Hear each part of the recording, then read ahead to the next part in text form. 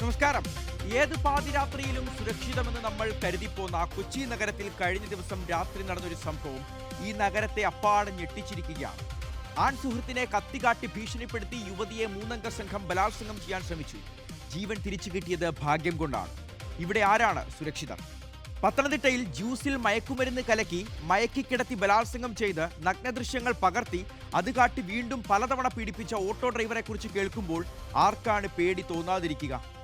നെടുങ്കണ്ടത്ത് അമ്മയെയും സഹോദരനെയും കൊന്നു കുഴിച്ചു മൂടിയ സജി 8 വർഷം മുമ്പ് അച്ഛനെയും കൊന്നുവെന്ന് പോലീസ് ഉറപ്പിച്ചു പറയുന്നു. ഏറ്റവും അടുത്ത 2 ബന്ധുക്കളെ ഇയാൾ ബലാത്സംഗം ചെയ്തിട്ടുമുണ്ട്.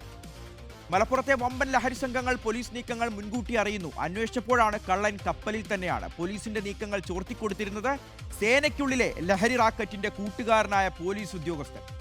വ്യാജരേഖകൾ ചമച്ച് തട്ടിപ്പ് നടത്തുന്ന അവയവക്കടത്ത് സംഘം നിരവധി പേരെ വലയിൽ കുടുക്കിയിട്ടുണ്ട്. ഓരോ നിമിഷവും ജാഗരൂകരായി മുന്നോട്ട് ജീവിക്കേണ്ട കാലമാണ്. തുടങ്ങാം ദി ന്യൂസ് ബ്ലാസ്റ്റ്.